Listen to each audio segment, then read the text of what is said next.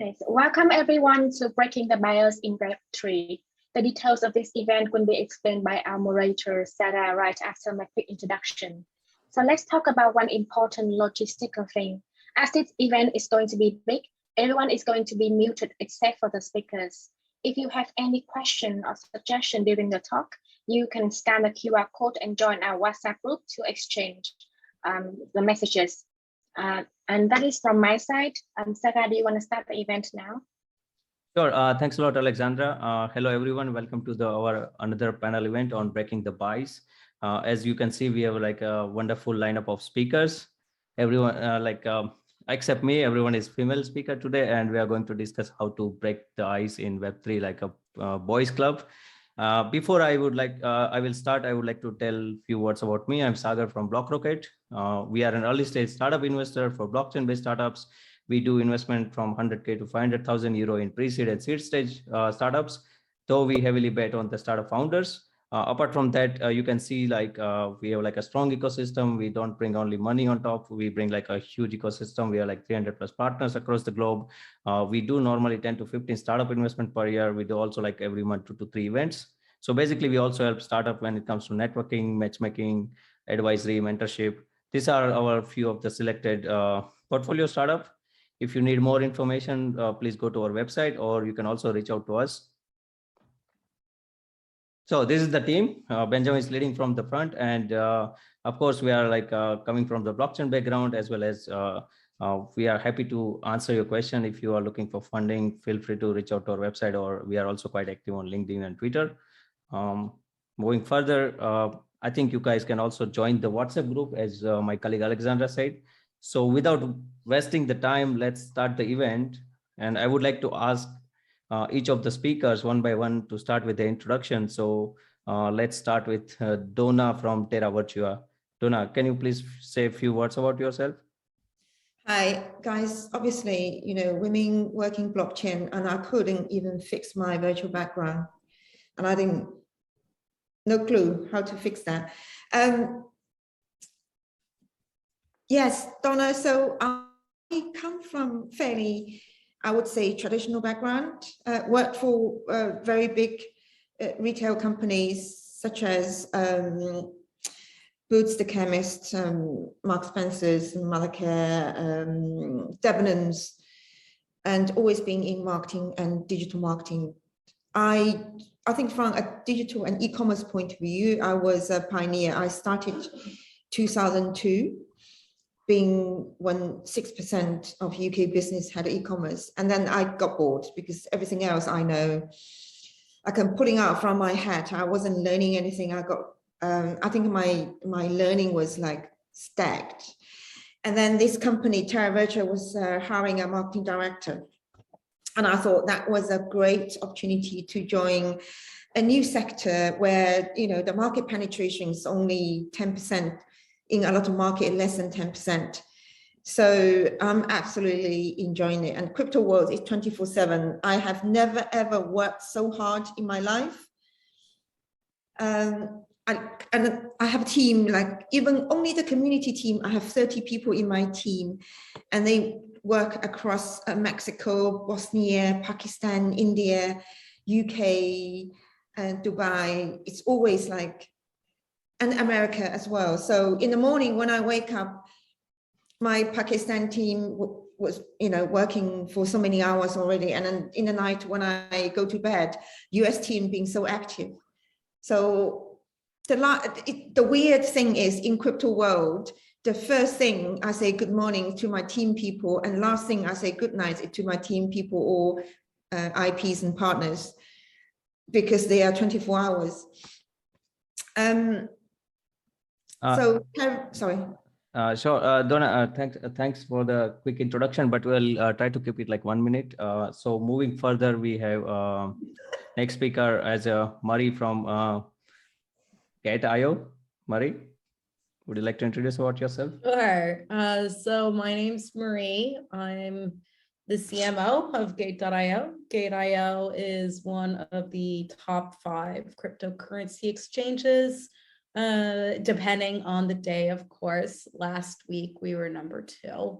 Yeah, I was living out in Asia when I was hired to spearhead the marketing activities for Gate to really turn Gate from an Asian exchange to a global exchange.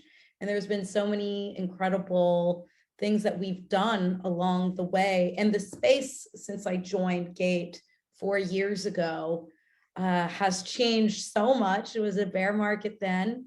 It was really hard to come by users, but last year we really scaled the company, scaled the projects that have been coming on to Gate, and scaled the team. And it's been really exciting.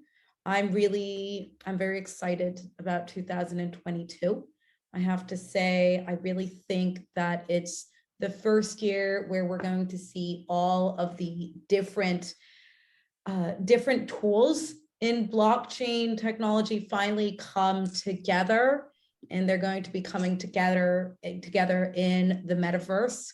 And I think that's going to be very exciting. For now, it's not such a great experience, but it will be. And I think we'll look back maybe in 2025 when the experience is good, saying, wow, 2022 was that first year. And to caveat that, all of the tools that you might invest in are tools you can come and buy on Gate.io. So that's a little bit about me and Gate. Thanks a lot, Mari. Moving further, we have Stephanie Simon from Scum Venture VC. Stephanie, would you like to share a few words about yourself? Sure. Thank you so much for inviting me to be on the panel. So my name is Stephanie. I got started in the blockchain space when I created my first event. I had a conference that I co-founded with my former business partner named Kara, and we had started a conference called Tokenomics, which was kind of like a blanket conference when it came to the space. You know, we talked about DeFi. At the time, Web3 wasn't as popular of a word, but that's definitely sort of the type of material that we covered. We put on an event in Chiang Mai, Thailand as our first event, and then our second event was based in Bangkok. During the second event, it was the beginning of the crypto bear market. So to Marie's point, very difficult time to be trying to run an event. So I decided to take a little break. And during that break, before putting on the third event, the pandemic happened. And so live events weren't really a thing. And during that time, I got poached by a exchange called Hero, which is a crypto derivatives platform. And I got into operations working with them. After that, I worked with them for about 2 years and then joined Scrum Ventures as their portfolio operations manager. I basically make sure that we're taking really good care of our portfolio projects and helping them gain access to the type of, I guess, talent, connections, clients, business partners that they're looking for. And on top of that, I was also hired to help create a program to expand our Web3 investments. So yeah, really nice to meet everyone, and I'm excited to be here. Thanks a lot, Stephanie. Moving further, we have Dr. Carolina from Clayton Foundation. Carolina, would you like to share a few words about yourself? Yeah, sure. First, thank you so much, Alexander and Sagar, for this invitation. I'm indeed delighted to participate in this panel. My name is Carolina Rios. I'm an attorney and PhD in international law from Korea University. I'm originally from Colombia, but I have been based in Korea for 10 years. Currently, I'm a director of partnerships for the global adoption team at Clayton Foundation. That is the blockchain arm of Kakao Corporation, the Korean tech giant and leading company in Asia for the tech industry. Kakao Corporation is basically the currently second most valuable company in Korea after Samsung, and its market cap stands around $60 billion with more than 52 users across the ecosystem with more than 100 apps. Talking a little bit more about my steps in the crypto industry and the Web3, it was more natural and organic actually since I moved to Korea and started to study my research and looking into a point of intersection between law and technology. That this relationship nowadays is pretty evident, but it was not as such when we are talking about 2015 when I started to study the subject. So 2017 was like the year of my very first step into crypto and blockchain. And since then, I have worked as a legal advisor, a legal intern for the Bitcoin Center here in Korea. And since that time, I have been working with corporations and governments, startups in Asia and Europe, United States and Latam, also across different areas for blockchain adoptions. Interesting. Thanks a lot, Carolina. Moving further, we have Paola from Speed Invest. Yeah, stage is all yours. Thank you so much, Sagar, and thank you so much for having me. So I'm Paola. I'm now venture capital investor. I always say a recovering banker, M&A banker working in the consumer space in London. And within Speed Invest, I'm in the marketplace and consumer team. And I always say I'm a consumer at heart, but now more recently I've been focusing on Web3. So how I came into Web3 is basically by seeing the shift from direct to consumer to direct to community a few years back, and then really understanding the power that behind those communities. You can really leverage those communities and create something incredible. And we all know how online communities can spiral up so much faster. There is no niche community, and online everything just they can grow so much faster. Like engagement is great, retention is so much better when you have niche and indeed engaged communities.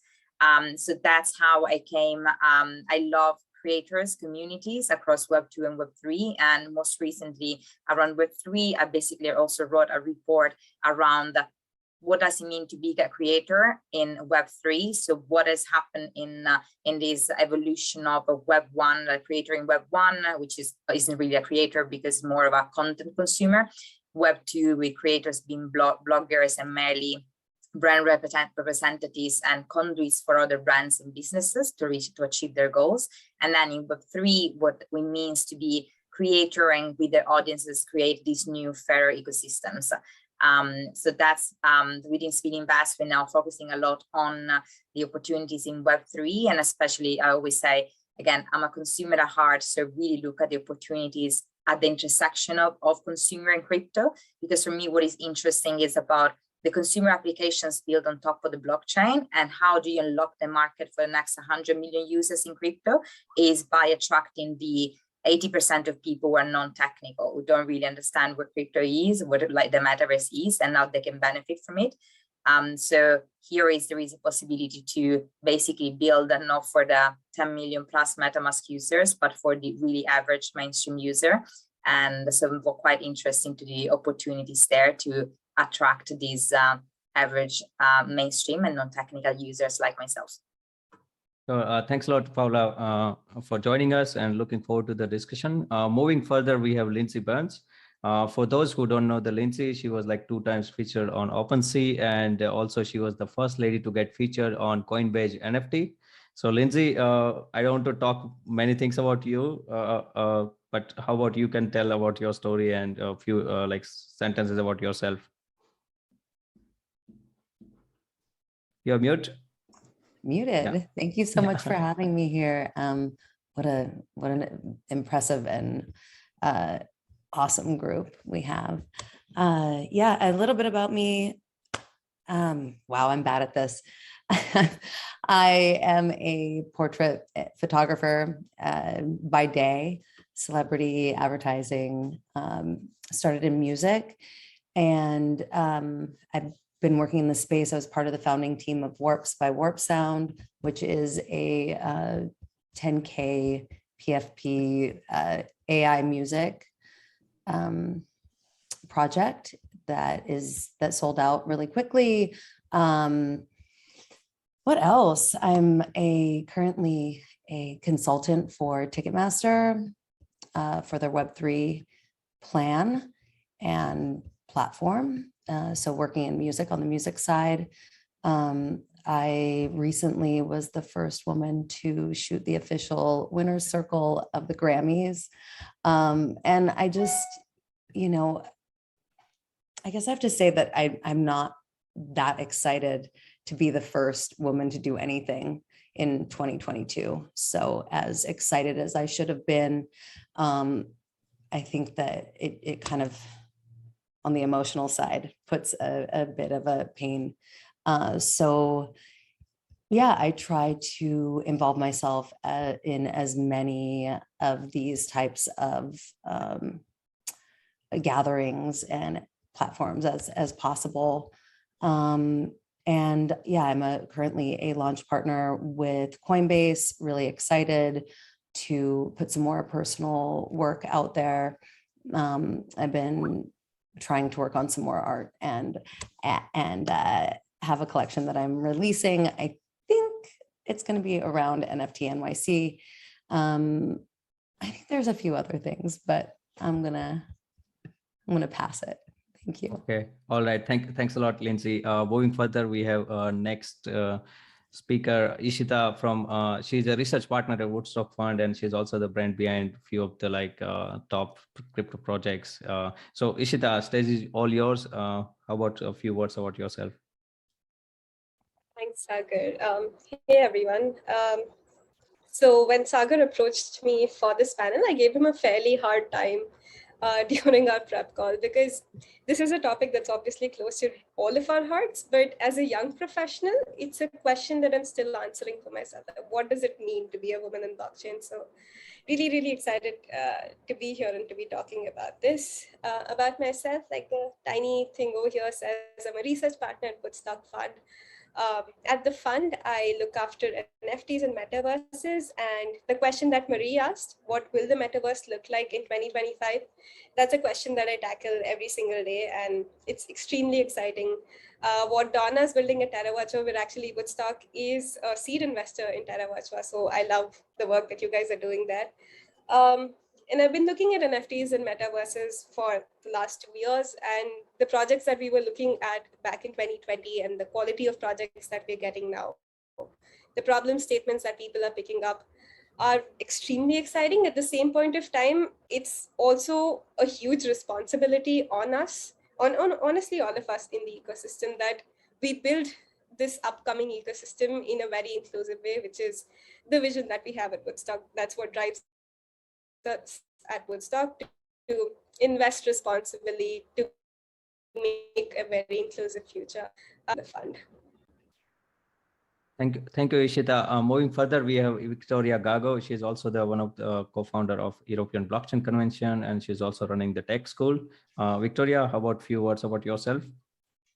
Yes, thank you, Sagar. Thank you for the invitation. As I explained before, I have a strange camera, so that's why it's from down and up. But don't you worry, guys. It's an honor to be here with all of you professionals. I'm very excited to hear your stories, and also the audience. Nice to meet you. So yeah, I'm co-founder of European Blockchain Convention, one of the leading blockchain crypto conferences in Europe. We started back in 2018 with the first edition. We've had 6 editions, actually, Marie. Now that you mentioned your company, Gate.io, I think we're in conversations with some of your team members because they're looking into sponsoring the event or something. But basically, yeah, so it's quite exciting. We've had 6 editions in the past. Now we are launching our 7th edition, taking place in June. And we are basically putting together the whole ecosystem in Europe. And I think something we've done quite well, always try from the first edition back in 2018, is to have as many female professionals on board as speakers, because at the end of the day, it's also, I think it's a way to kind of like, motivate other people. I mean, it's not about just bringing more women on board. It's about more diversity. So we've always, and I remember even back in 2018, how many positive comments about it. I think we even had like a panel only with women and stuff like that. So really exciting. Then last year we launched a European Tech School. Obviously, there is a huge gap in blockchain, crypto, in Web3. You know that. There is an estimate of there is a gap of 1 million people, a need of 1 million people. That's a lot. So with the European Tech School, we're obviously trying to close a little bit this gap. And again, at European Tech School, we have a lot of female professors. All of them are professionals in the blockchain crypto space. So extremely exciting. So again, very focused on diversity.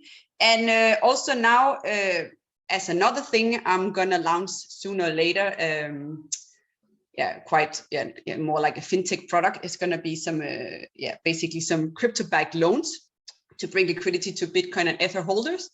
We just started like a week ago, 1 million funding round, and have raised already a big part of it. So that's very exciting. And again, also in this team, we're gonna have a lot of focus also on diversity at the end of the day. This is part of it. So yeah, very exciting to be here, and I look forward to the conversation now. Thanks a lot, Victoria. Moving further, last but not least, and I think the Professor Welpe has already joined. So how about quick introduction from your side, Isabel? Hi, thanks for having me. I'm excited to be here.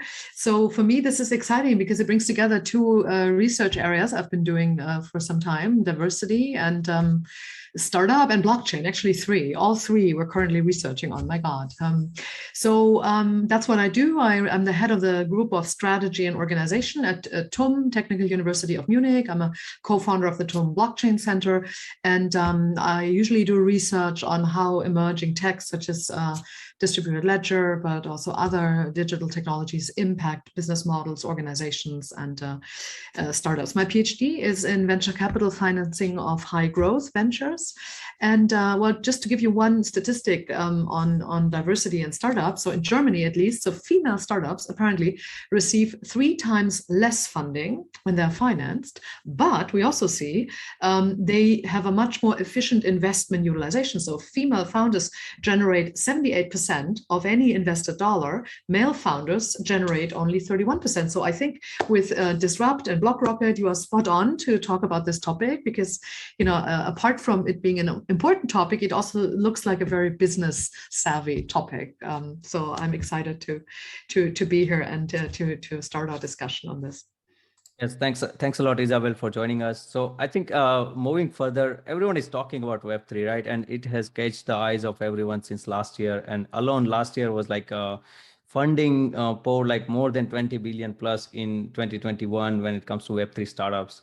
So let's talk about like a little bit. Gender equality is the big problem in every technical side, right? And it's also the same problem in the Web3. So far, people say the Web3 is like crypto space is like a boys club, so and so. So I would like to open the discussion with like, how do we move the needle today to make Web3 an everyone's club? So I would like to start with Isabel, because she's also actively researching on the gender diversity and equality. So how about you start with putting some of your feedbacks, and then we'll move to everyone. And yeah, feel free to take the lead once Isabel stops. Sagar, what would you like me to talk about? So how we can move the needle today in Web3 space, so like it becomes like everyone's club. So I mean, you see that in crypto space, like 70-80% of users are mains. Yeah.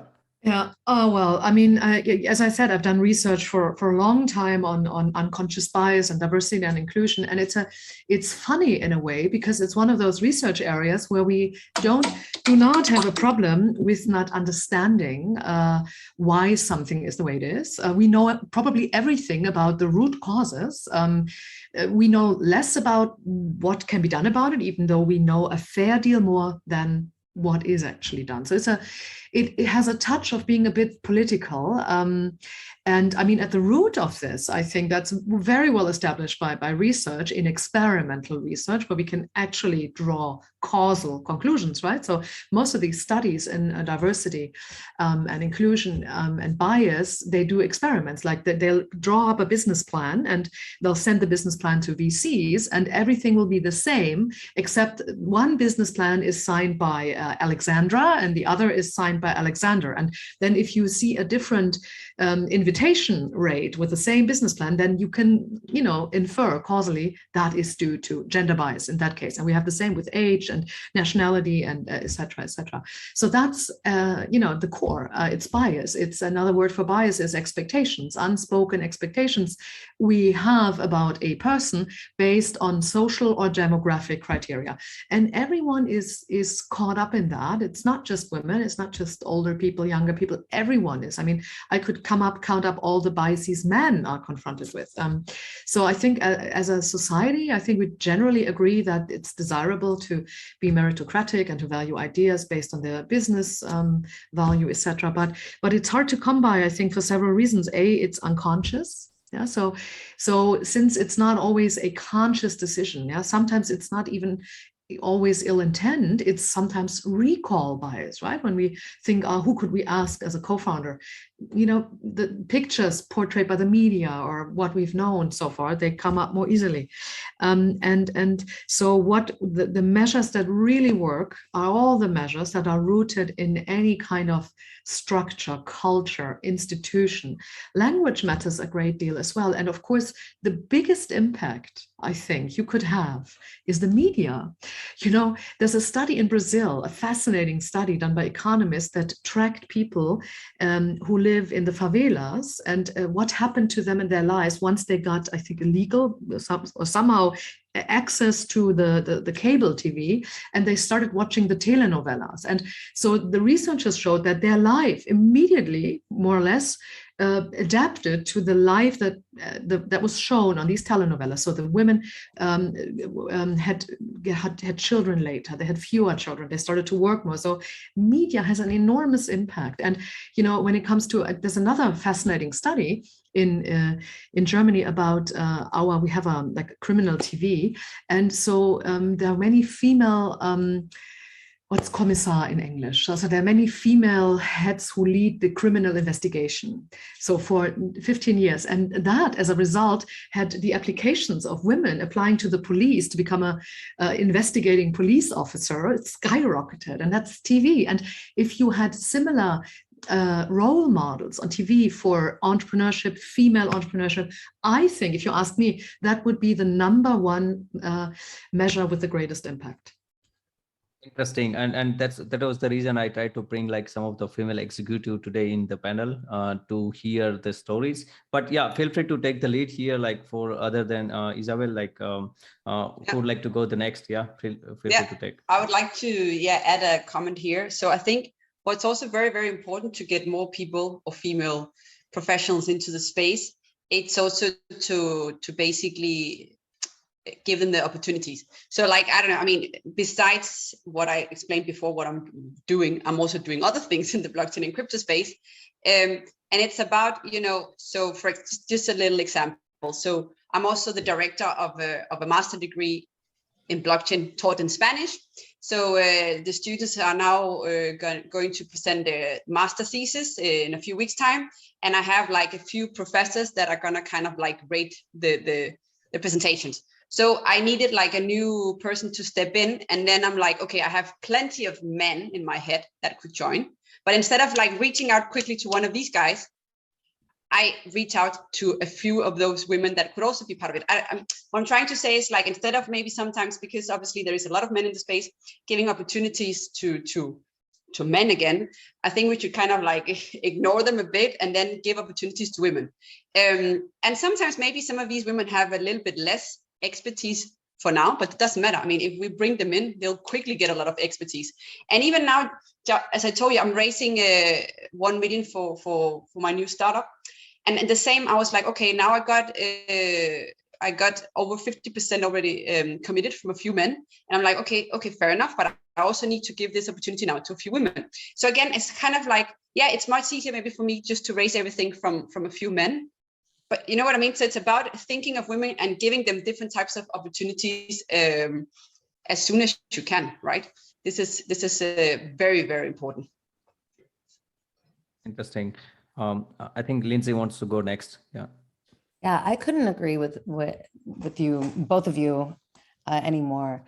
It's especially, Isabel, in regards to media, and for myself, I've tried to be very visible every day, speaking on, you know, Twitter Spaces and Clubhouse and wherever I can, saying yes to this type of engagement. And for the first time, hired a publicist, not because I wanted to be out there. I actually, in our first meeting, sobbed because it was something that I didn't really want to do, but I felt like I needed to do to be visible for other women. And just encouraging. And being very, very consciously aware of who I'm hiring and trying to widen my net. And that includes people who don't look like me. And so, you know, it's really easy for me when I'm hiring for various projects to just kind of look to my right or to my left. It's harder to look outside my web. And yeah, so I wanted to just relay that it's not always second nature to get in front of a lot of people, but the more that I do it, the more that I talk about this, just being myself, and also putting myself in situations where I'm not just speaking to other women, I'm speaking with men, and I'm being vocal about how I want to be spoken to and spoken about. And I think that that's really important as well. Who's going next? I'd like to chime in if that's okay. Sure. So yeah, it's definitely felt like a boys' club for a very, very long time. From an events perspective, you know, even when we were building out tokenomics and we were 2 female founders in the space, you know, we were quite proud of that. But I think women carry these subconscious biases themselves too, in order to try to fit in. We will take on more masculine aspects of, you know, how we do business or how we interact with people in order to, you know, kind of blend in almost, or at least this is something that I knew I had done when I was putting on tokenomics. I found myself catering to the party culture of male dominated parties. So like, you know, I considered hiring women, not necessarily to, you know, be visible in the way that Lindsay's talking about, but just to be pretty girls to stand around, because that's what I was told would attract more attendees. And, you know, these kinds of things are, when I look back now, I see that I was playing into that without even realizing that I was doing it. But, you know, just even changing how events are structured in the space. I haven't been to a crypto conference yet this year in 2022, but I know right before the pandemic, your typical crypto conference, you know, the real business is happening not at the conference itself, but it's happening at the strip club, or it's happening at, you know, I literally was in a meeting once where I'm pretty sure it was a brothel. And I didn't know that at the time when I attended, but this is the kind of stuff that if you had more women in the space, you wouldn't even think of doing this. And, you know, I think so for number one, like, what can we do? We can, for people that are in events, and I plan on creating another event this year, you know, we can be mindful of any subconscious biases that we may carry and understand that it's our role as women to not play into culturally what crypto events have been like in the past, but to start to create spaces that are incredibly safe for women, where they feel like they can have a seat at the table without having to do things that make them incredibly uncomfortable in order to fit in. So yeah, that's my own personal journey with that. Definitely, yeah. Just a little note to events. As I said, we started with the European Blockchain Convention back in 2018, so one of the leading blockchain conferences, crypto conference in Europe. And we've never done that, and we would never do that. But I do understand your point that maybe, you know, without thinking you did that, you kind of like to attract more attendees. But at the end of the day, I mean, I think this is not just about, you know, I mean, if I ask my co-founder if he would be doing that, if I was not part of the European Blockchain Convention, he would be saying no. I mean, so I think it's not just about a male thing. I think maybe some men would be interested in that, but I guess it's more like some values also, right? Some of it is cultural, I think, surely. Probably, in Asia versus in Europe, I think, for sure. But also, at any crypto event, there's the official event, and then there's all the side events. And I would be very surprised that all of your side events would be 100% clean. I mean, I think it's so rare. I was just at the Paris Blockchain Week. I was in Dubai, in London, and, you know, I encountered some difficulties at every event. So, you know, it's still very, very present, very prevalent. But to me, I think Stephanie said such an important thing. If there were more women in the space, then probably men wouldn't find it acceptable to host business events and stuff like that over those kind of use these kind of unsavory practices. And so we do have to then come to, okay, how do we get more women in the space, right? And I'd be really interested in your opinion, Victoria, because obviously you guys push all of the events and the courses and stuff like that to educate everyone. And education is such an important part of being able to push everyone forward. At Gate, we have a lot of women. I think a lot more women than I've seen generally in the space, but it's still not half.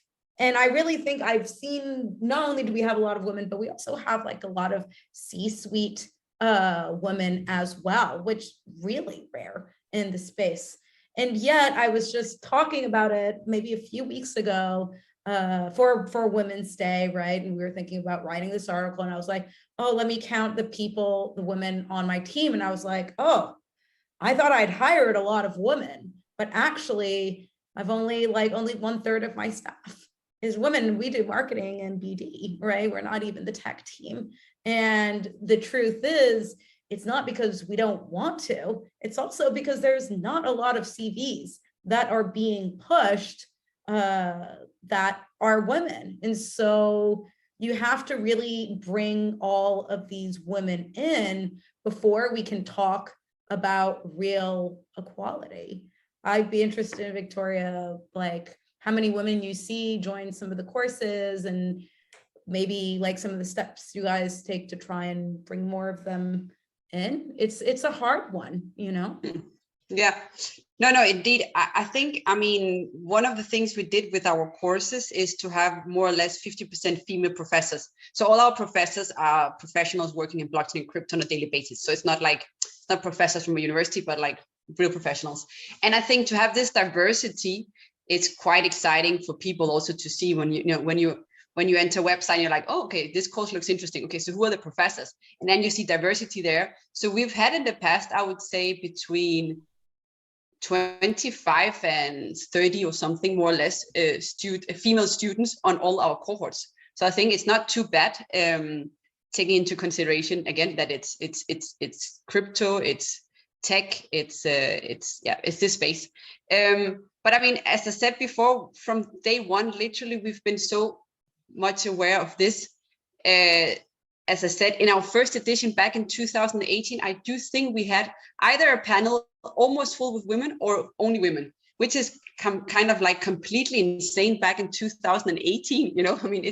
It's like so many years back. So I do think that by bringing so much diversity into the conference and to our courses, we also attract a diversified set of students or professionals. But I'm also going to be honest, I asked one of the largest financial crypto players right now yesterday in an email, so they're one of our main sponsors, if they would be able to send also some female speakers, female colleagues. At the end of the day, I don't like the word female speakers. It sounds stupid. We're all, professionals or speakers or whatever we are. But just to clarify, I had to ask. So it's also, again, I'm pushing even my own clients where it's kind of like, okay. But I just said, it's just a little comment from my side. If it's possible, I would think it would be really cool because we value diversity. So we're really doing everything possible, even with our clients, because I could be a bit more careful there because it's my client, right? But no, I'm really trying. And I think they also value it because sometimes we don't do it on purpose. Again, we have so many male options in front of us and then we just pick a few. So if you also get a little bit of help to pick some of your female, colleagues, I think that's also great, right? So so we really like trying to be very like, focused on that, and even with our own sponsors. So yeah. That's really great. I probably would like to just share our story about what we are doing in Clayton for Improve This. I think Clayton is actively working to improve or breaking the bias in the Web3 with like internal and external actions. So from the internal actions, Clayton is actively hiring female talents in different core areas in the company, such as a global adoption team. So currently the composition of the team in terms of gender goes around 40%, 60%, 40% females and 60% males. While the goal of David Shin, that is the head of the team, the global adoption team, is to bring this relation to 50%. And from the external perspective, actually, we are also working in very different relevant projects. For example, the company is working with some female artists as ambassador programs. For example, we have Stage, that is one of our most remarkable ambassadors. She's an artist and she has been working with us since 2022. And she's interested also in launching her NFT project collection in the future. But in addition to that, for example, we are working with also partnerships in important sectors, for example, in the sport industry with female leagues and sport clubs, and also with female entrepreneurs, for example, in Ghana, that are interested in actively searching for opportunities in NFT and in the NFT space. So I think all these kind of actions are really remarkable in terms about how step by step we are bringing more female inclusivity in the industry. Interesting. I think we have also like Paola and Ishita. I would like to ask specifically, like the education is must, but I mean, you guys also come from Web2 space, right? I mean, I'm sure it's not your first job in Web3 space, but what should be do's and don'ts for if anyone wants to like jump into this space? Because I have heard that lots of education courses are there, like female participation is there, but there is still like a kind of convince, like I don't see that convinctions that people would like to quit their job in Web2 space and they want to move for the particularly from the female side. So in terms of like also risk averse, the female are more like higher risk averse than the male dominant industry, right? So what you see both like Paola and Ishita as in VC space, you are working actively in the VC space. So like how you, what is your opinion about like how you can move more female from Web2 to Web3 space? Thinking if I can start, just purely and bluntly, just don't be afraid to throw yourself out there. So even when I was looking at the space and looking at, especially like with respect to the new creator economy and what it means to be, what in the shift from Web 2 to Web 3 means. It's I was talking to one of my mentors and I was like, maybe like I'm not good enough, like crypto is like so complicated, it's not for me. Sometimes just very much, it's not very tangible. But then at the end of the day, it's like, but why? The question is why not? Why not you? So for me, it's like a lot of there are not a lot of women out there just because we also always super insecure. It's like whenever you need to apply for a job, unless I have literally, I ticked all the boxes, I would not apply for the job most of the time because I don't think I'm good enough. So, and I did a lot of like self-learning. And again, like I would never say I'm a crypto savvy investor or like crypto savvy consumer, but I find my niche, like I love consumer, I love the space. And I think a lot of the potential is how to onboard the next 80% of users in crypto is the people that are non-technical and average users. And you see that happening with like Sorare, like in a lot of these companies that like, I mean, for instance, Sorare, because at the end of the day, you can find your niche and you can learn, you can read, and you can talk to people. Even from my report, I talk to so many people and you learn. The more you look into things, the more you learn. And yeah, it's just about if you do like it, just why not? Why not you? And I think I might also add that the space is really particular in the sense that you can probably work as an anon pretty easily. Especially if you're not part of like an official company like Gate.io or like a big company. If you're part just of a project, it's actually pretty normal to, just have your username or that sort of thing. And so I think you can very easily, when people ask me like, how do I join the space? I'm like, go and read about Bitcoin, go and read about Ethereum, go and like see what else interests you. And then join like a Discord or a Telegram project that interests you on their Discord server or Telegram. And then, maybe eventually, even if it's early stage, you can join them as moderator, as a rookie, whatever. And you can kind of like get your footholds in that way. And nobody even really needs to know that you're male or female, to be honest. And that is something that's very unique to our space. And yeah. Interesting. Ishita, would you like to share a few words? Sure.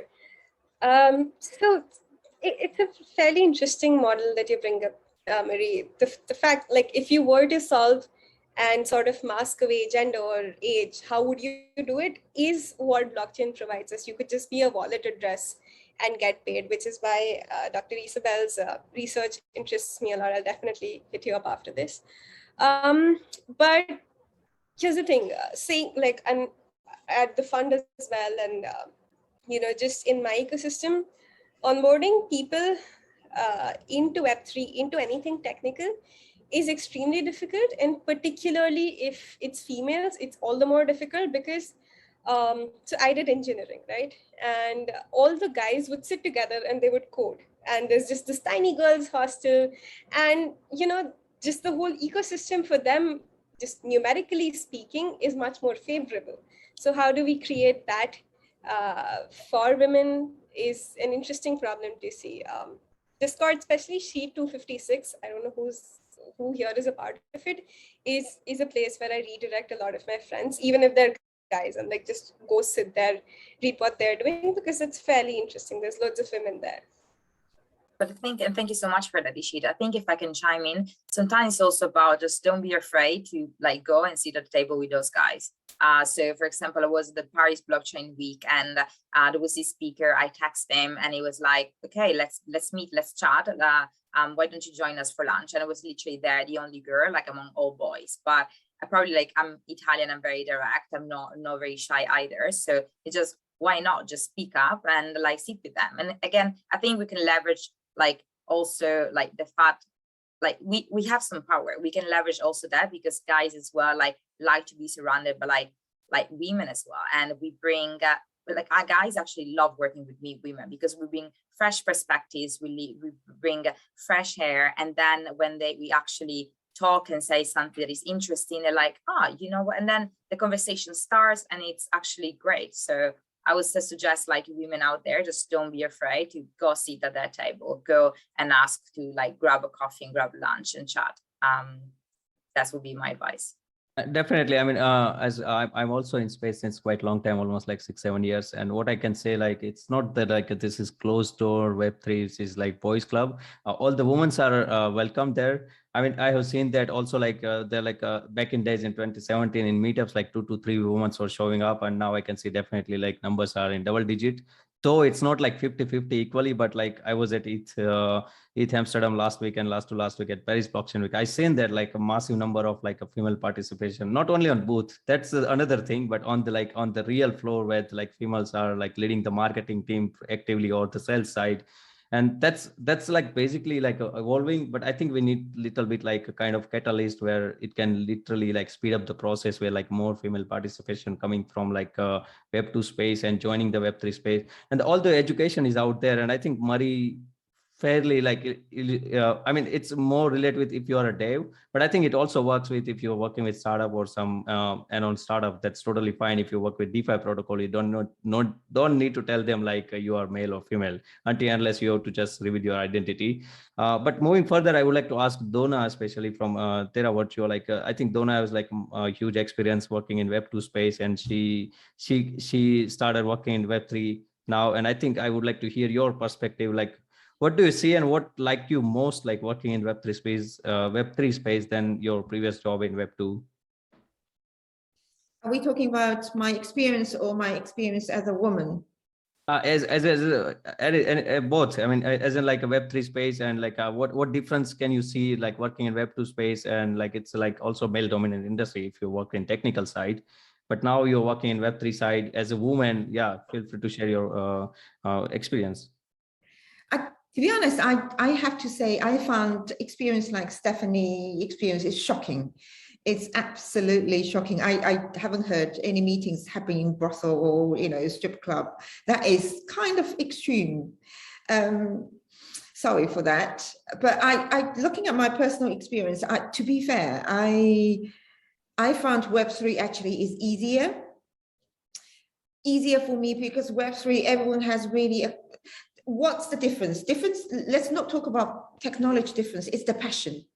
I think Web3, everyone is so passionate, and we have a common thing, whether you are male or you are female, because we're all passionate about working in this sector. Where Web2, a lot of people working here because it's a job. You know, you need a job, pay the bills. A lot of people there. Web3, if you see that as a job, not passion, you will not survive. Just because the requirements, the effort, you know, the 24/7, the nonstop, the constantly go, people, it's a different world. In Web2, you're thinking those people, they don't really respect my weekend. And, you know, they ping me all weekend. And when I wake up, I have 83 messages in my Discord, 291 messages in my WhatsApp. But it's not about that, because Web3 is just go. Everyone thinks the same. It's not because people don't respect you. It's the understanding we need to have working in this sector. Obviously, technology is the future of the, you know, the technology, etc. This is the direction, decentralized. We want to have more power over everything. We want to be individuals. But first of all, I think women, sometimes we have some internal work to do, because in workplace, you are a human being, you're a colleague, first and foremost. You shouldn't really see yourself, I'm a woman, everything thinking, oh, I'm a woman. No, I don't think that. If the guys want to crack a joke a bit, you know, a bit rude, I crack too, because it's okay.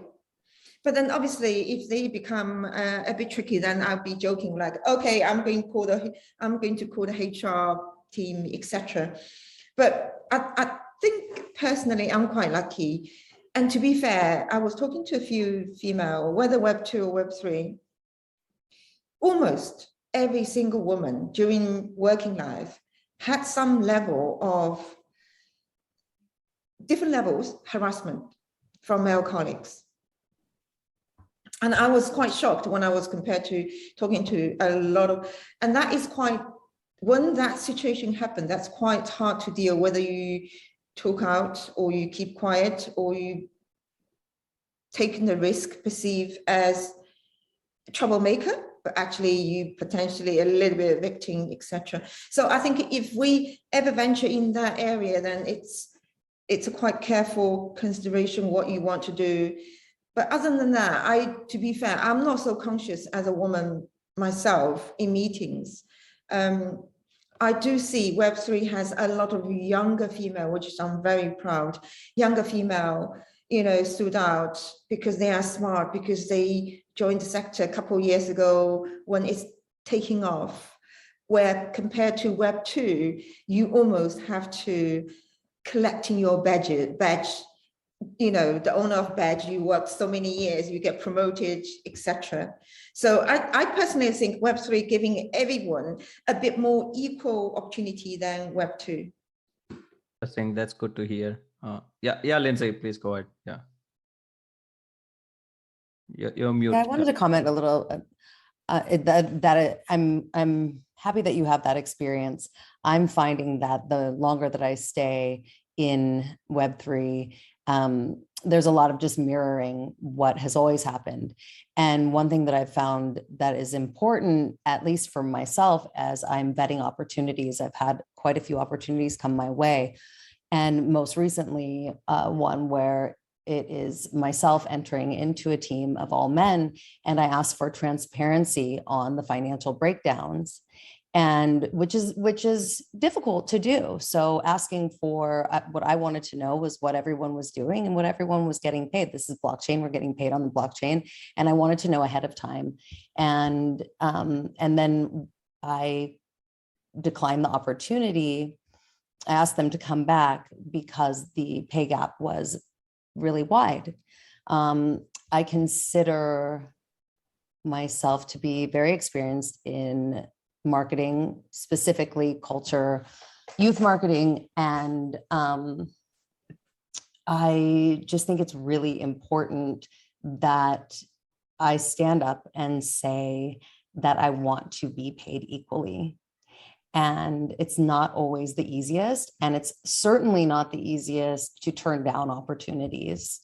And so that's still happening. And I don't know if it was a gender bias or not, but that has become part of my vetting process. Yeah, I think, sorry, yeah, I just want to say, I think very, very interesting. I mean, also cool, I think, that you said no to this opportunity, because it's kind of like also educating your community around you. I mean, what I've done to one of my team members recently, she came to me and said she thought that she was not getting paid enough.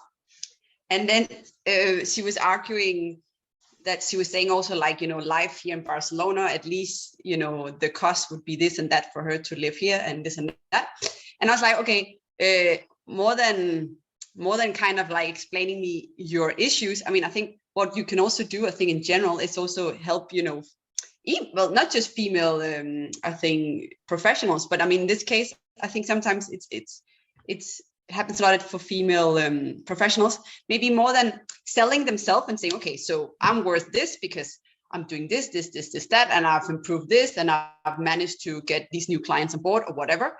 You know, they're kind of like finding some, you know, excuses to kind of like say, okay, you know, my salary is not high enough. And so I was like, I'm listening to you, but you know what? Next time when you come to me, you make sure to me or whatever other company you're working at in the future, you know, you need to explain what you're doing.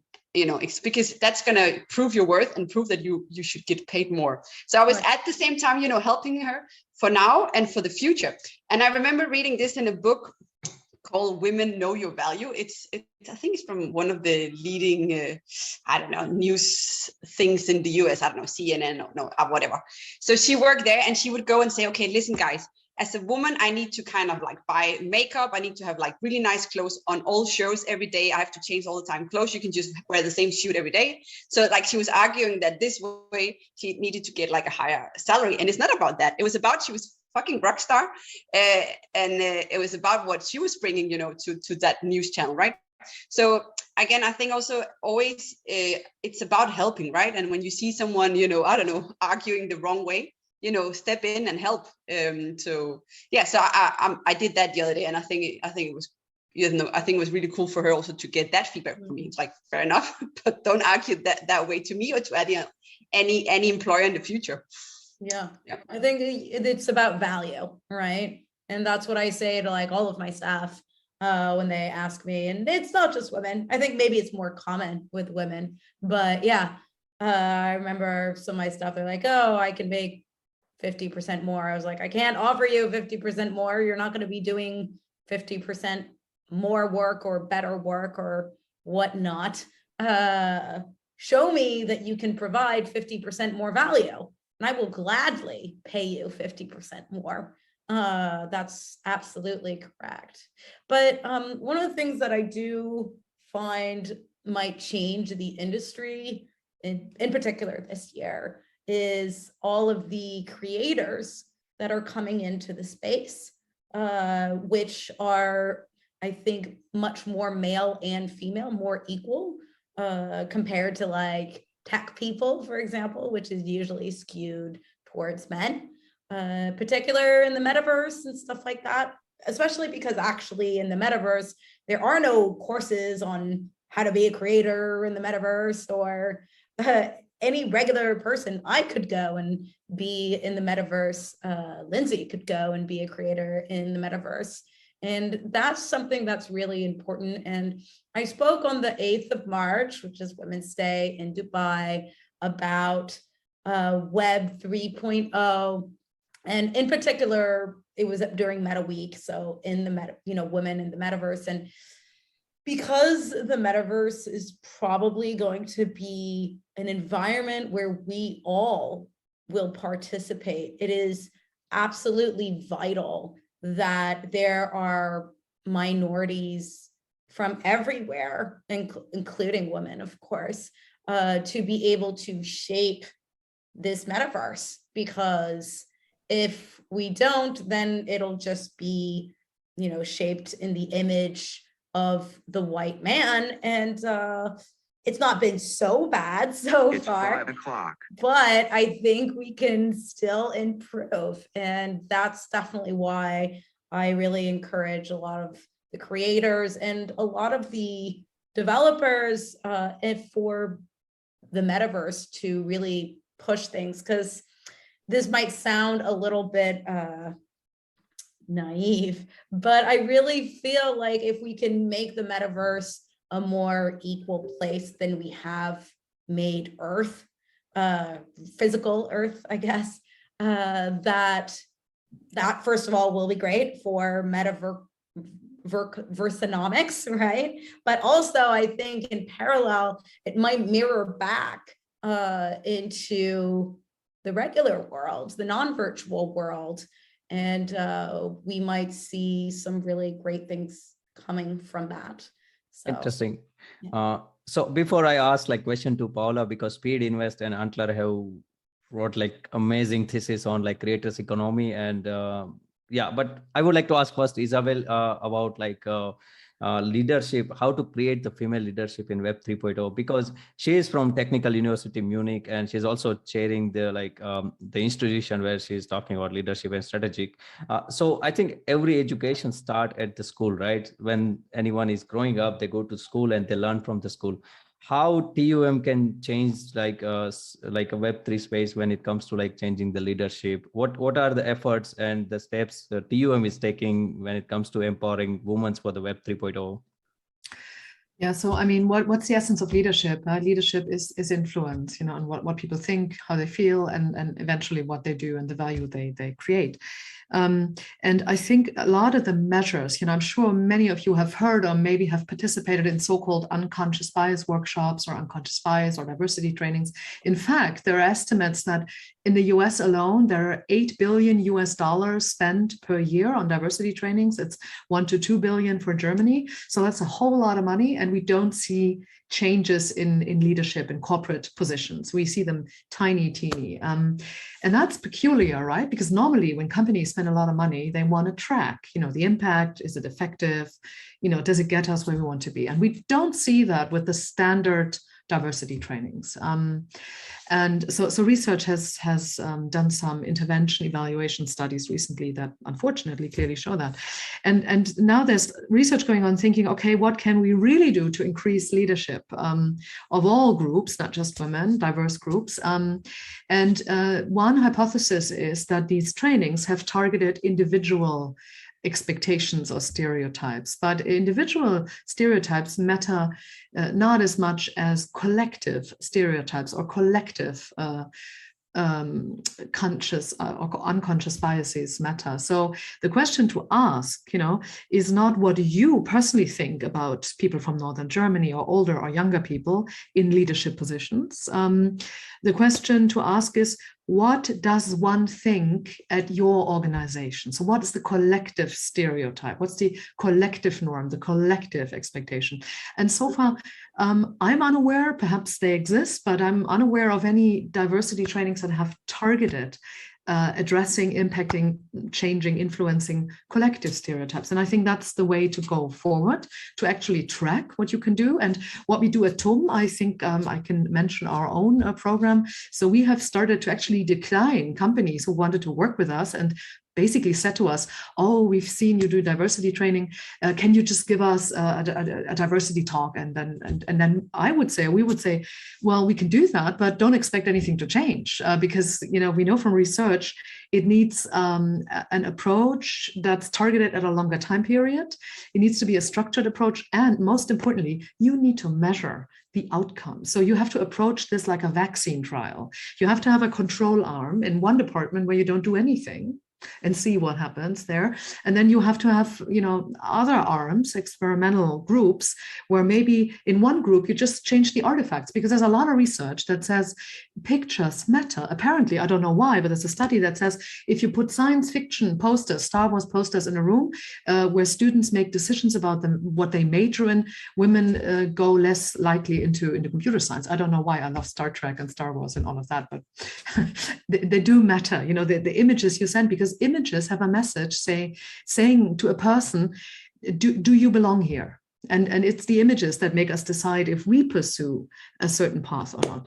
And so you have to try these things out. And then another department in your organization, they can have unconscious bias trainings. And the third arm cannot have any targets at all. They can just make managers responsible for a meritocratic process. So I think a contribution has to be to stop what has been pinkwashing in a way, to do some kind of event, make a check mark and then say, we've done it. And, if you ask me, I think it will all change, because the ESG legislation that's coming on national and in European levels, it's absolutely breathtaking. And in ESG, the S part includes diversity. And companies will be forced by the capital markets to report very detailed numbers, not just on the number of, diverse groups they employ, on their career progress, how fast they have their careers, payment equality, all these kinds of things that are coming. I'm in some groups that work on this, so companies will have to do it. So I think it's in their best interest, and we do this at TUM, to tell them, don't just do one unconscious bias lecture, set up a program that can actually work and that will deliver you impactful change. Interesting. Moving further, coming back to Paola, so creator economy on top, like a decentralization, and also like we have like tokenization, right? So if, let's say, like in Web3 space, if any female artist, if they would not getting paid enough, right? And I mean, it's a little bit harder in the Web2 space when you want to monetize your work.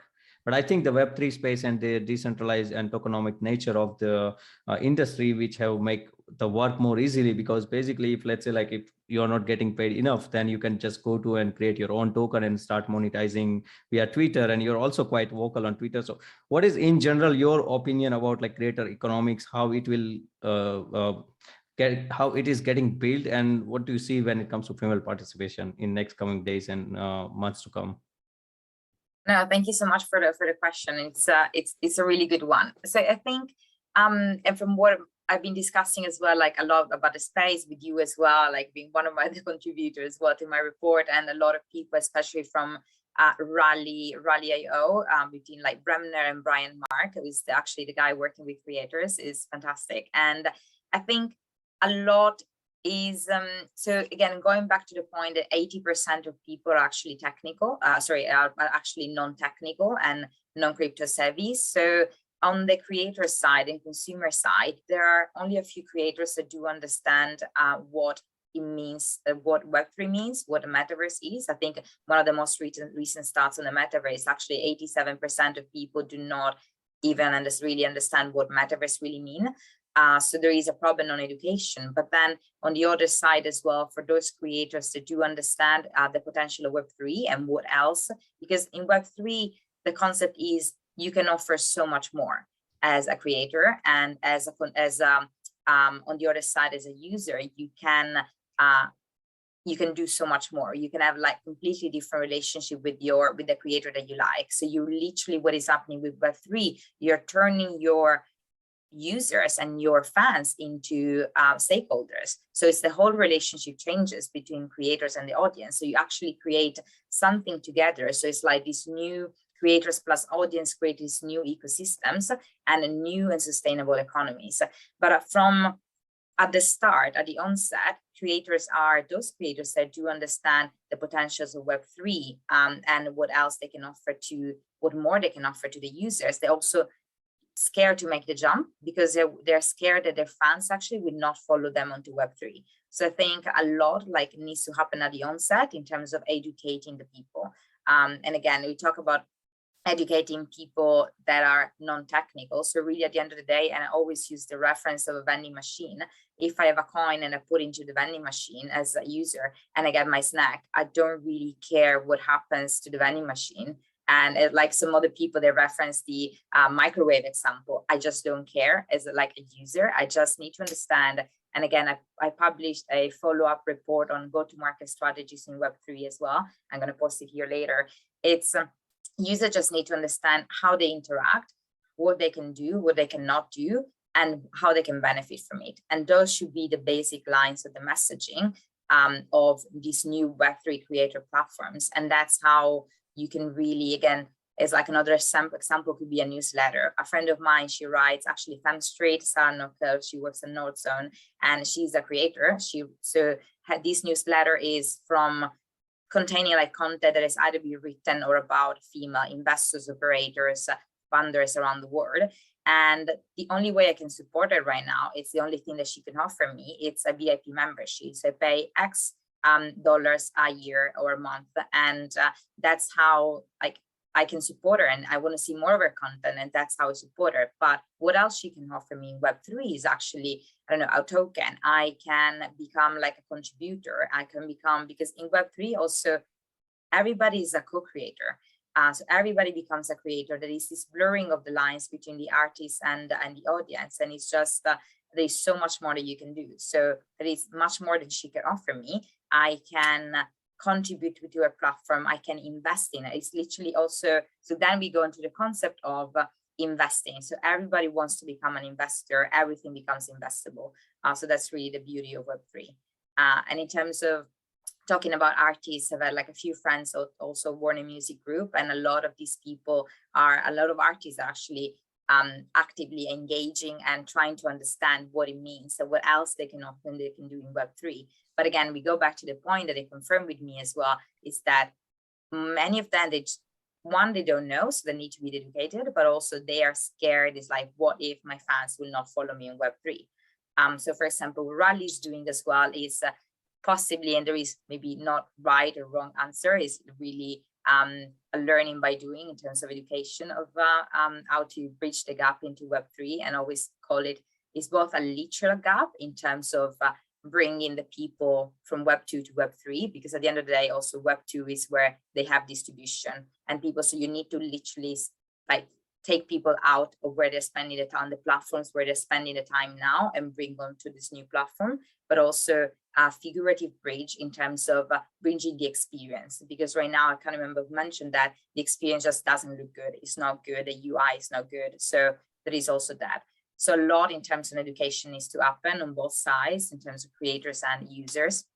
And I don't know the answer though around female artists in Web3. I think, I don't know, like sometimes I'm very worried about like calling, I don't know, like female investors or like female artists, because at the end of the day, you're just an artist as you are an investor. So I can remember like another investor, even before I broke into venture capital, and I had my icon, and I was calling them like my iconic female investors. But actually at the end of the day, we're all investors. So why even making the reference of like female, like or male investor? So yeah, I actually don't have the answer about, because I look at people like, for me, they're just artists. So I haven't looked at the stats and at the split. But yeah, I'm a little bit biased here, so I have to use that female. Otherwise, I'm totally fine. No, absolutely. But yeah. No, I mean, that's such an important point that you brought up, Paola. Like, I struggle with this myself quite a bit. You know, I think when you're thinking about, okay, the antidote or how do you combat this boys club sort of mentality that has existed historically in the crypto space, is the answer to create more girls clubs. And on one hand, I thought very similarly in the sense that I was like, well, no, we're all just people that are interested in crypto and blockchain. It's almost like, I hate to say this, but you know, when I see like, when I would see these like crypto groups that were targeting women and they were using, you know, super feminine branding and everyone's a boss babe and all that kind of stuff, like it was a bit of a turnoff for me, because I personally just wanted to be viewed as an individual for my talents and not necessarily a boss babe, which is just like not something I want to be called at all. It just doesn't resonate with me.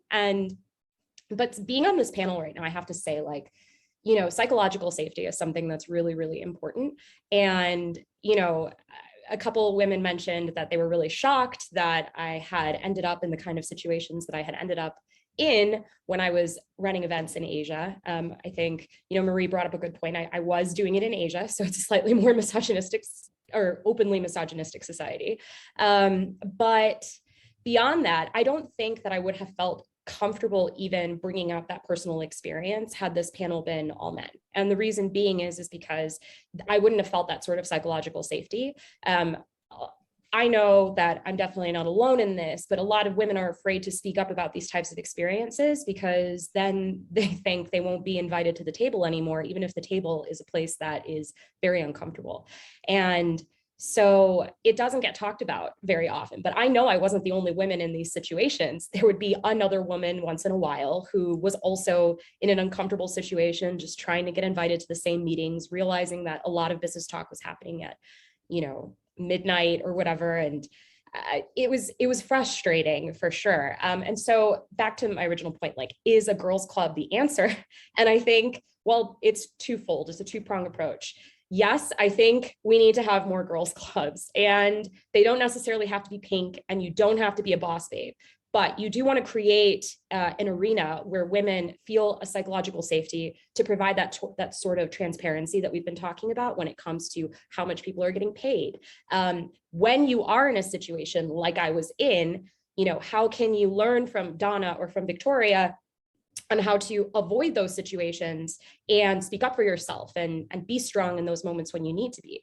And so a girls' club in that sense would be good for that. But the other approach too is, having more male allies like we have with Cigar, for example, who, I'm not sure who exactly orchestrated this panel, so I don't want to necessarily discredit them, but, I know that you are hosting it, and you're creating psychological safety by even putting on this event right now. And so that's incredible. And I hope more men in the audience who are watching this, can take an example from that and realize that without that psychological safety, without you proactively inviting me onto something and then giving me the opportunity to speak, or asking me a question, I may not speak up and share my experiences for fear of some sort of being blacklisted, some sort of retribution or anything like that. So I do appreciate that this panel has been organized, and I'm very inspired by a lot of the women on here. You can thank Block Rocket team. Whole Block Rocket team was the idea. Thank you to the whole Block Rocket team. Yes.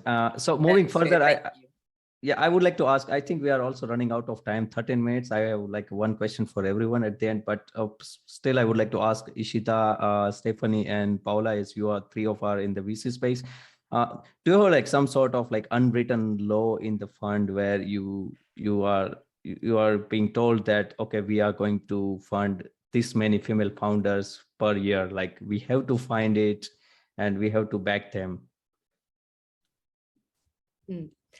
From the Speed Invest side, no, we don't have that. Although we're actually very proud. I work very closely with so actually one of my mentors, Deepali Nanjo. She's the co-founder of Alma Angels as well in London. So it's a network of angels investing in female founders and underrepresented founders. And is not only a network of female angels, but it's just network of angels. So it can be like, from females, males, whatever. So it is super proud of my mentor, and she actually has probably the only one in Europe who has a mandate to invest with Speed Invest in female founders and underrepresented founders. And so work a lot closely with her, because again, I want to see again some of the, again, I don't really like to call it femtech either, but all of like femtech opportunities as well. Sometimes it's very hard to pitch it to male investors. I remember when I was trying to break into VC and I was following these amazing, like again, femtech companies. And some friends of mine, male investors, were saying, Paola, but I'm not sure you should present these opportunities because maybe like the investor is going to be a guy who's not going to understand it. But I was, keeping on pushing those. So I think that's from the Speed Invest side. Very excited about that. Ishita and Stephanie, feel free to share your story as well. Sure. So at Scrum Ventures, it was a traditional VC firm, a generalist VC firm that is just now starting to expand in Web3. And so we have more female founders than I think had we been a completely Web3 focused fund, which is fantastic, but we also don't have a set quota that we look for when it comes to bringing on female founders. I actually I'm not sure, is that the right approach? I'd love to know from the panel, because on one hand, I do see the value of that. I see why enforcing that could bring on more female founders, but then are we changing our standards, to Marie's point as well, like there just aren't enough women in tech. And so then, do we actively turn down another opportunity to bring in another project? Is that the right thing to do? I see both the pros and the cons from that. I don't know. So I'd be interested to hear everyone's thoughts. Interesting. So we'll ask this question to everyone, but let Ishita finish her story, and then we'll move further. Sure. So very, very similar experience. And this is something we've discussed a lot at the fund, particularly because I'm a research partner. It's extremely close to my heart. I keep asking that question that, maybe we should have like 5 female founders or 10 female founders a quarter, except that feels from a first principles perspective, at least to me, it feels unfair. I don't care if the founder is male, female, transgendered. I don't care if they have brown skin or whatever. As long as, they're able to make sense to us, as long as, they're a good founder, I'm happy. I don't care whatever their gender, age, everything is. So that's how I look at it. At the same point of time, we've still had the honor of working with some extremely, extremely talented founders like Takina and Ashwarya and Richa. But so here's the thing, right? Like if we flip this question on, should you be investing in more female founders? If you flip it, and I've had job offers come to me where they're like, oh, we want you because you're a female. And I'm like, no, bye. Because I, at least on a personal level, I hate the infrastructure of, just getting on females. If I'm good enough, I'm good enough. If not, then that's okay. I think I have to give also the credit to the Ishita to pushing me from the event name as a woman in blockchain to like breaking the bias, because she asked me like, why should I come to the panel event because I am the woman? And I was like, yes, you are right. I have to change my title of the event. So thanks a lot for that, Ishita. And I'm totally agree with you that founders are founders. You should never differentiate between female, male, or is like whatever the racial they are or part of the geography location they are. So I would like to ask all of you like the question what rephrased the Stephanie that there should be any quota there. You have to like fund the female artists. I mean, you can say in the short sentence, sorry, not the artists, like a founders. Yeah. So if anyone would like to share your opinion, maybe let's start with Isabel. Well, I mean, one of the last international conferences I was at physically was the South by Southwest event in Austin, Texas, in I think 2019. And there I remember being so amazed because it felt to me like every second panel, every second keynote talk was about diversity in venture capital. And so that trend had not arrived, maybe has not arrived in Europe yet, but I think absolutely it will. And as I said, the whole movement of diversity, since it's now part of ESG, I think is unstoppable for the foreseeable future. And the earlier we start to deal with that, the better. And I agree actually with what you said, that it's a lot in the language that one should not differentiate. And the best thing I think that could happen, to everyone on the topic of diversity is to forget about it, to forget about gender, to forget about nationality. We don't ever think about hair color, right? When we think, should we hire someone or not? It's irrelevant. And the same, I think, should apply to all social demographic categories. You should care about, are they competent? Are they likable? Can they get the job done? And just forget about all the other attributes. And maybe, as Bill Gates has predicted, in 2 to 3 years, we'll all having these meetings in metaverses, right? Maybe we'll have our avatars and, no one will know really. And maybe that'll also bring some progress. The other thing I'm working on right now is to bring technology to the diversity topic, because technology has always advanced humanity. And so we think it's often not ill intent. It's just a lack of being informed of what you've done. How, as you said, I think, Marie, earlier, that often we're not aware, what does the statistic for my company look like, and it costs too much time to count that by hand. So we're trying to work with, again, computer science students and psychology students on text analyzing web pages or newspapers, or even tweets and LinkedIn posts from companies, so we can give them real-time feedback on how they're doing in this regard, and hope by giving that feedback, we're also advancing what I think most companies want to do anyway, be a meritocracy and treat everyone according to, what they need and the value they create. Absolutely agree. I think also in terms of like, it's like when I was trying to break into VC, I was just trying to kill all the interviews. I would just be super prepared, better than anybody else, and just be ranked #1 when I got the job offers from where I got to. So my suggestion is always just be yourself and just kill it. And because you don't want, for me, it was, again, also like from my experience in investment banking, and I did that for investment banking. Then when I broke into VC, I just wanted to be the choice of the team. So no matter if I'm a female or not, and I hate it when people are saying, oh, like it must have been like easy for you to get in because like you're a female, like, and you come from X university, blah, blah, blah. So no, just demonstrate, just be the best, show that you're the best, and that you will get a job. I would like just to add some comments about the discussion.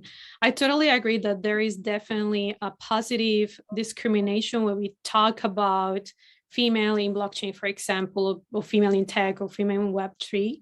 But still, I think there is a necessary discussion about this, for example, about which other circles of society we impact when there are more females working, for instance.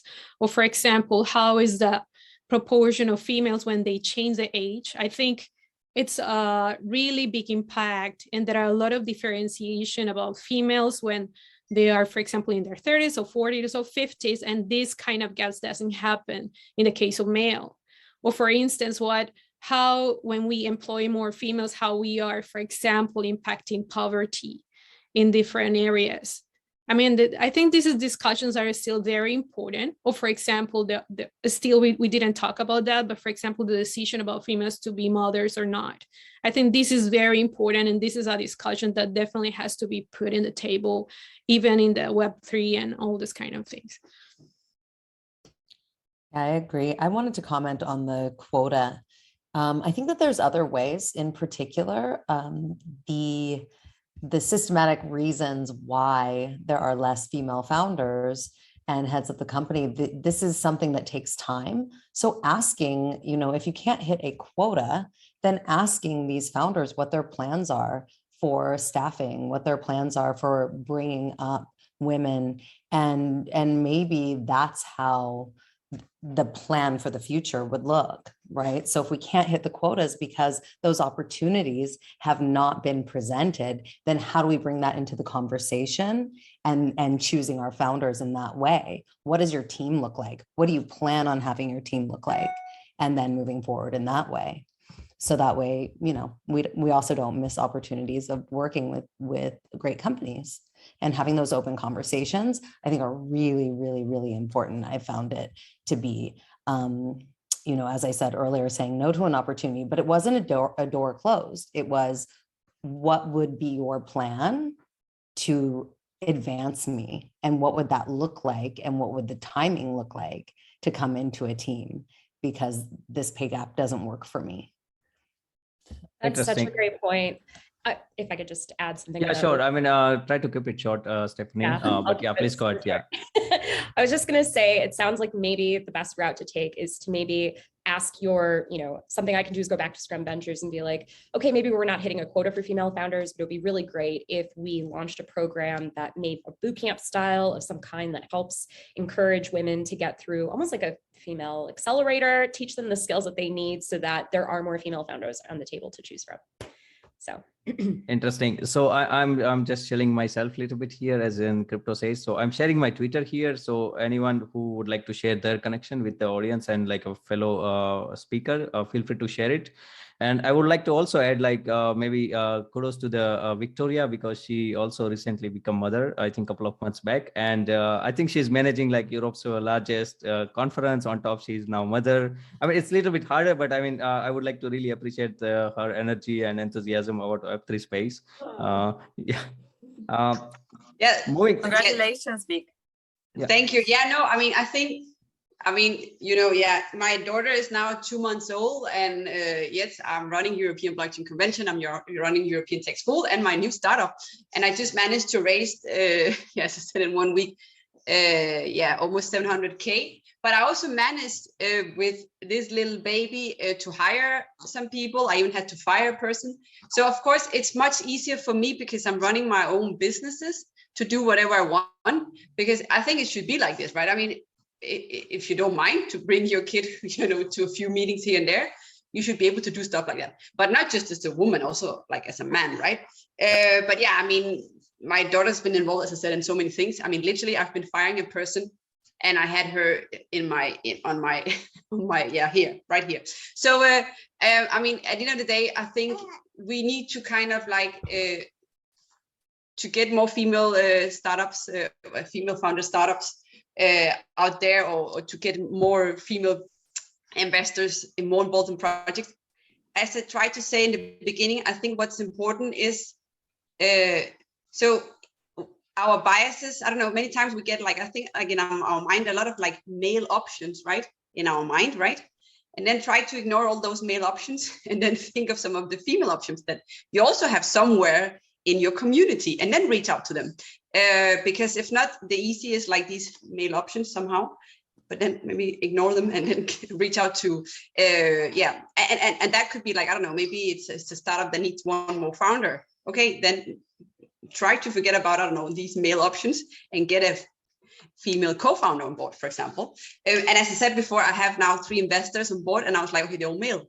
Okay, I need to reach out now to some women because they need to be also part of, because it's not just about maybe Victoria, you can reach out to Paola or Stephanie or Ishita later on. But I have to cut you short here because we are running out of time, and definitely we'll invite you next time with more time. But I would like to still take like 2 minutes more, as I already took 1 minute. So I would like to ask each of you, like, who you most look after the female lady from Web3 space. Like, do you have any kind of role model for female as like from the Web3 space? If you have any, let's go one by one, and maybe you can just say a few sentences about themselves. Yeah, maybe Isabel. Can I go first? Yes. Yeah, very easy. Meltem Demirors. Me, super, very easy as well. Probably shooting for the moon. Katie Hon, she just launched as well, like a new crypto fund, and it's 1.5 billion. Super exciting, and yes, very, very inspiring. Yeah, I already like took like 5 copies of Kachi Hun. She was listed on like Fortune. So yeah, please go ahead next. Marie, Victoria, Stephanie, feel free to tell your role model in Web3 space. Yeah. Lynn Alden is just an incredible speaker, I have to say. I saw her in Bitcoin Miami last year, and I've seen her speak, and everything's just so on point when she talks. It's really amazing. She usually puts like all of her counterparts to shame because they're all like blabbing, and she's just super precise. Thanks. Victoria? Yes, I'm just going to share here a link of her LinkedIn profile. So Joss Clayman, she's one of the top 10 crypto fintech blockchain lawyers in the US. She is fucking smart and she is amazing. I think she's been in the blockchain crypto Web3 now space for maybe, I don't know, 8 years. She's absolutely amazing. And she looks like she's maybe 30 long, but she's actually already a grandmother, but she's fucking nice. And she knows, I mean, she's really smart. So yeah, look after her. She's amazing. Thanks for sharing. Stephanie, you're next. Yeah. Sure. So I'm dropping the link to my female hero. So Lee Jean, she's the co-founder of Variant Fund. Basically, she writes a lot, Harvard grad. She writes a lot about the creator economy. A lot of her ideas regarding the creator economy have been, I guess, immortalized in the space. She's coined quite a few terms, and she's just an intellectual badass. And I'm very obsessed with her, and I would love to work with her one day. So if anyone knows how I can meet her, I'm a fangirl. So I will try to send this video to her after the recording, you know. Okay, that would be great. Yeah, so moving further, Carolina, do you have any role model in Web3 space? Well, I think these days what I have tried is more to identify like kind of females that are not so famous in third economies, for instance, or in Africa. I think there are a lot of people who are not attracting so much attention because they are probably in countries where this attraction doesn't exist. It's like, for example, in white societies, let's say. So I think I will just point out that looking into artists in these regions is really important, and it brings more inclusivity. Okay, moving further, Lindsay, your turn. I think I just met them all. I think I just met all my heroes today. And I have a really long list of female artists that I really love. Tracy Lee. I mean, I could like kind of keep going. Swim Mel, she's a bit of an anon in the space. I think that what I'm going to do is maybe make a list, or maybe highlight one every day on my Twitter, which I just dropped in here. So if you want to follow along, there's a lot of great women that I love. But I'm really looking forward to connecting more with all of you, because I feel really inspired and excited to get out of my immediate circle. Thanks. Ishita, you're next. So I really like Suna Amas. She's with Bold Capital. I think they're based out of San Francisco. And again, same request as Stephanie. In case you can get me to connect with her, I am a major fangirl. She only has like 6 videos on YouTube, and I've seen all of them like thrice. Because again, intellectual badass. I love what she says. So Suna. Interesting. Then last but not least, Donna, who is your role model in Web3 space? Okay, am I mute? No, we can hear you. You're audible. Okay, cool, fantastic. Okay, I'm going to drop a bomb here because she's not Web3, she's Web2, and she's a woman managed to have it all. Helena Morrissey, she has 9 children, all born by her. She's beautiful, and she's CEO of investment bank, and she also managed to push her pet project, which is pushing women in boardroom. 9 children, people. Yep. Thanks a lot, Donna. And for me, all of you are my role models, and including also Alexandra from our team. She's looking after marketing, and she's doing an amazing job. So yeah, thanks a lot, all of you, for joining today and sharing your views and opinions. And I hope you really liked the conversation, though I did.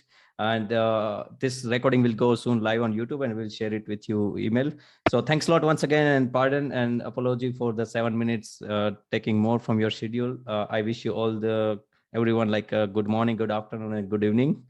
Yeah, let's keep in touch, and hope to see you next time soon in person or again in my panel event. So thank you. Thank you. Bye-bye. Thank you, Sagar. Thank you. Thanks to all. It was great. Yeah. Thanks, Sagar. Thanks, Pop Bye. Rocket and Disrupt for hosting. Let's keep in touch. Bye. Bye. Thank you. Thank you. Bye-bye.